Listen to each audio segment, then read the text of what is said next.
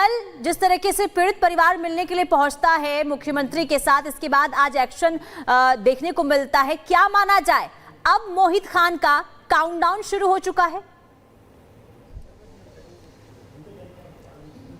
बिल्कुल, कल की मुख्यमंत्री से मुलाकात के बाद यूं भी मुख्यमंत्री ने जब से मुख्यमंत्री बने हैं, चाहे वो रोमियो स्क्वाड का सृजन रहा हो, चाहे अलग अलग मामले हो, अम्बेडकर नगर में लड़की के संग छेड़खानी की घटना के बाद हाफ एनकाउंटर, कानपुर की घटना में हाफ एनकाउंटर, ऐसे तमाम किस्से हैं जहां पर महिलाओं के संग जुड़े गड़बड़ियों में उनके संग हुए दुर्व्यवहार को लेकर सरकार तुरंत एक्शन मोड पर दिखाई देती है। और यही कारण था कि इस मामले में भी मुख्यमंत्री ने सदन में मुद्दा उठाया। उससे पहले से ही टीमें काफी एक्टिव दिखाई दी। 29 तारीख को मां पहुंची अपनी बेटी को लेकर FIR कराने के लिए, मामला लिखा गया, FIR दर्ज हुई, 30 तारीख को गिरफ्तारी हो गई और गिरफ्तारी के बाद कल का दिन बेहद महत्वपूर्ण था। कल से एक दिन पहले सदन में मुख्यमंत्री ने सीधे सीधे बोला कि कोई सद्भावना एक्सप्रेस नहीं रहेगी, बुलेट ट्रेन चलाई जाएगी। और कल के दिन जो पीड़ित की मां है वो मुख्यमंत्री से मिलती है, मुख्यमंत्री से जो बातचीत होती है वो बात बताती है कि कैसे आंखें नम हो जाती है। और उसके बाद आज तस्वीर जो है, कल के दिन एक्शन देखने को मिला पुलिसकर्मियों पर, चाहे वो पूरा बलखलंदर के SO हो उनका सस्पेंशन, या फिर जो गांव में चौकी थी उसके जो इंचार्ज थे उनका सस्पेंशन रहा हो। और आज के दिन यहाँ अधिकारियों का पूरा रेला है। सुबह सुबह हम इस जगह पर, ठीक है अजय लगातार आप बता रहे हैं, ग्राउंड जीरो से तस्वीर दिखा रहे हैं कैसे पहले हैमरिंग होती है मोहित खान की संपत्ति पर।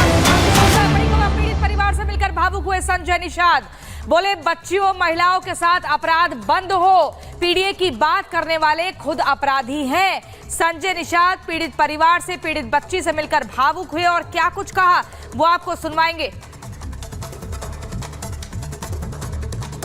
आज मैं सदन में आवाज़ उठाया, मैं मुख्यमंत्री जी को धन्यवाद दूंगा कि उन्होंने मेरी आवाज़ को सदन में इस ढंग से उठाया और कार्रवाई की। वो लोग जेल गए और आज उनके ऊपर और कार्रवाई हुई।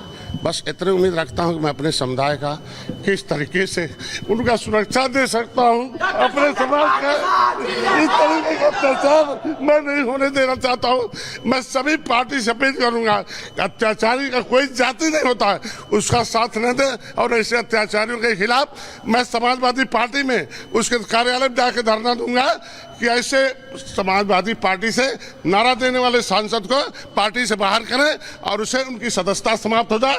जो इस सांसद ने उसका उनके लिए पैरवी की है, पूरे के पूरे उसके मुकदमा नहीं होने दिया। कई दिन तक वो 13 साल की बच्ची है, 13 साल की बच्ची कहाँ जाएगी, कहाँ मुँह दिखाएगी? और किस तरीके से ये मेरे समाज के ऊपर अत्याचार हो रहा है, इसको किस तरीके से होगा? अंग्रेजों से लड़ा, मुगलों से लड़ा, आपकी अत्याचारियों से कैसे रहा जाएगा? मैं समाज से अपील करता हूं कि ऐसे लोगों के खिलाफ खड़ा हूं और अपने न्याय के लिए मेरा साथ दें। और मैं उसे जहां तक हो सकता है उसे लड़ाई लड़ने का काम करूंगा। और अजय के पास एक बार फिर रुक करते हैं। अजय, संजय निषाद आज पीड़ित परिवार से मुलाकात करने के लिए पहुंचे और जिस तरीके से देखिए मीडिया के सामने आए, भावुक हुए और सपा पर सवाल उठाए गए और ये कहा गया कि देखिए जो अपराध करते हैं उनका कोई धर्म नहीं होता, उनकी कोई जाति नहीं होती। और साथ ही साथ सवाल ये भी पूछा गया कि अब तक इस पूरे मामले को लेकर कोई कार्रवाई आखिर क्यों नहीं हुई है पार्टी की तरफ से। देखिए, निषाद समाज से वो लड़की आती है। निषाद समाज के लोग लगातार इस पूरे मामले को शुरुआत में आंदोलन करके उठाने वाले निषाद समाज के ही लोग थे। निषाद समाज के जो जिले के मुखिया हैं उन लोगों ने इस बात को सबसे पहले उठाया, विधायक तक भी लेकर गए, थानों पर दबाव बनाया और ये पूरी कार्रवाई देखने को मिली। अब आज संजय निषाद पहुंचे। अब से कुछ देर पहले बहुजन समाजवादी पार्टी के जो प्रदेश के अध्यक्ष हैं वो भी जाते हुए दिखाई दिए थे। लेकिन अब इन सब बातों के परे हटकर जो एक्शन है वो बात कर रहा है, उस एक्शन की आवाज है। और जो परिजन है, अब से कुछ देर पहले जो मुख्य आरोपी है उनके परिजन यहाँ पर अपना सामान लेकर भागते दौड़ते दिखाई दिए, जो बताता है, इस बात की तस्दीक करता है कि प्रशासन, मुख्यमंत्री का जो इकबाल है इस बारे में, पूरी जो उनका अप्रोच है, जो उनकी सोच है वो कितना क्लियर है। और यही कारण है कि उस क्लैरिटी ऑफ थॉट का असर जमीन पे भी दिखाई दे रहा है। जो अधिकारी हैं वो एक्शन में दिखाई दे रहे हैं। SDM से लेकर पुलिस तक के सीनियर अधिकारी यहाँ मौजूद हैं। और रास्ता क्या निकल सकता है, अब यहाँ पर JCB के लिए काम करना मुश्किल है। ठीक है अजय, रास्ता क्या है उस दूसरे रास्ते पर? ठीक है अजय, लगातार आप तस्वीरें दिखा रहे हैं, लेकिन इसी पर अब चर्चा करना बेहद जरूरी है। और चर्चा के लिए हमारे साथ जुड़ गए हैं बेहद खास मेहमान। जल्दी से आपको परिचय करा देती हूं।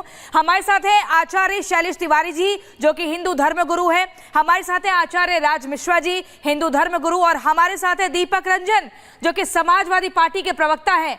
दीपक रंजन जी, सबसे पहले सवाल आप ही से हम करना चाहेंगे, ये मोहम्मद राशिद और सपा नेता जयसिंह राणा अस्पताल में क्या करने गए थे? एक तो पीड़ित बच्ची का वहां इलाज चल रहा है और उसको धमकाया जा रहा है कि आप इस केस को वापस लीजिए, आप बयान बदल दीजिए। एक तो आप चोरी करते हैं और फिर सीना जोरी करते हैं। आपकी पार्टी के मुखिया चुप्पी साधे हुए हैं, वहां के सांसद दरवाजा नहीं खोल रहे हैं घर का, और आप परिवार को धमकाने अस्पताल तक पहुंच गए। देखिए, समाजवादी पार्टी किसी ऐसे व्यक्ति का, चाहे वो समाजवादी पार्टी से जुड़ा हो या जहां पर भी रहा हो, उसका कभी किसी उसका पक्ष नहीं लेती है। और ये कानून के दायरे में, कानून को जो भी कार्रवाई करनी होगी, कानून कार्रवाई करेगा। हमारा देश, देखिए, देश और संविधान से चलता है। अगर कानून को दंडित करता है, मैं तो समझता हूँ पिछले 7 साढ़े 7 साल से उत्तर प्रदेश में भारतीय जनता पार्टी की सरकार है। आज भारतीय जनता पार्टी की सरकार में लॉ एंड ऑर्डर पूरी तरीके से चरमरा चुका है। और देखिए, बात बुलडोज कार्रवाई करने की है। अब भारतीय जनता पार्टी में देखिए, हमारी पहलवान बेटी नहीं, समाजवादी पार्टी क्या ये समझ पा रही है जो संजय निषाद कह रहे थे कि वो 12 साल की बच्ची, नाबालिग बच्ची जिसके साथ गैंगरेप हुआ, उसकी पूरी जिंदगी कैसे निकलेगी? अब उसी दफ्तर के बाहर धरना करेंगे वो। देखिए, आज जिसको बुलडोज करने की कार्रवाई चल रही है, उसको अवैध ठहराया जा रहा है। ये बिल्डिंग अवैध थी। मैं तो बार बार कह रहा हूँ, पिछले 7.5 साल से भारतीय जनता पार्टी की सरकार है, इनको नहीं दिखा कि ये बिल्डिंग जो है ये अवैध थी। उस टाइम उन्होंने कोई कार्रवाई क्यों नहीं की? और रहा सवाल, देखिए, हमारी बहन बेटियां जिन्होंने देश का सम्मान बढ़ाने का काम किया, इतने दिनों से, महीनों को जो है जंतर मंतर पे एक भारतीय जनता पार्टी को, उस टाइम के वर्तमान के सांसद रहे, आज के टाइम में पूर्व सांसद हैं, उनके खिलाफ आवाज उठाती रही भारतीय जनता पार्टी की। दीपक रंजन जी, बताइए, आपकी पार्टी के मुखिया क्यों नहीं बोल रहे हैं? चुप्पी क्यों साधे हुए हैं? अवधेश प्रसाद क्यों नहीं आ रहे हैं आगे? आज जो चीज कानून के दायरे में है, कानून अपनी कार्रवाई कर रही है, उसमें तो देखिए किसी का कोई इंतजार नहीं है। आज डिबेट में भी मुझसे ये कहा गया था। चलिए, आपके पास वापस लौटेंगे। हमारे साथ आचार्य मिश्रा जी भी जुड़े हुए हैं। क्या कैसे देखा जाए, क्योंकि देखिए, जब ये अपराध हुआ है, अयोध्या में ये अपराध हुआ, ना समाजवादी पार्टी से अखिलेश यादव अब तक सामने आए हैं, जो सांसद हैं वहां के, वो भी कुछ भी बोलने से बचते हुए नजर आए। उन्होंने साफ तौर पर ये कहा है कि मैं जाऊंगा अयोध्या, इसके बाद जानकारी लूंगा, इसके बाद बयान दूंगा। कैसे देखा जाए?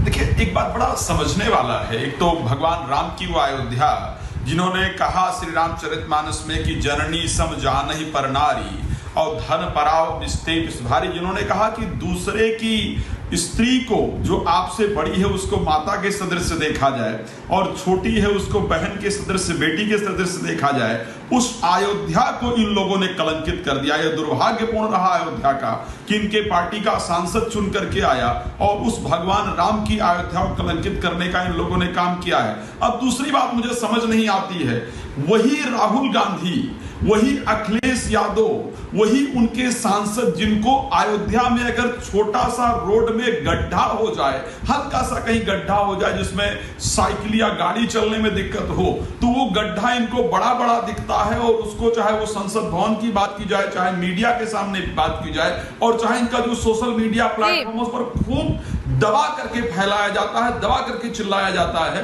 अगर कोई पुरानी दीवार इवन गिर जाए तो उसको लेकर के कहा जाता है कि बीजेपी का ये जो था ये पूरा तरह से ध्वस्त। बिल्कुल, और सदन में भी खूब एकदम दहाड़ के साथ सरकार को घेरते हैं, दिल्ली तक के मुद्दों को उठाते हैं, लेकिन जहां से इनकी पार्टी का प्रत्याशी जीतता है उस बात को कहते हैं हमें पता ही नहीं है। हमारे साथ जैनेंद्र आर्य भी जुड़ गए, जो कि पॉलिटिकल एनालिस्ट हैं। लेकिन सबसे पहले अब मैं आना चाहूंगी आचार्य शैलेश तिवारी जी आपके पास।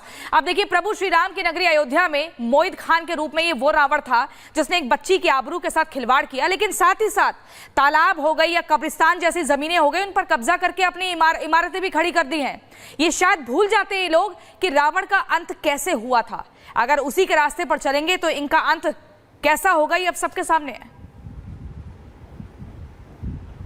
देखिए बहन, नारी के सम्मान के लिए महाभारत जैसा युद्ध हुआ, नारी के सम्मान के रावण का लंका का दहन हुआ।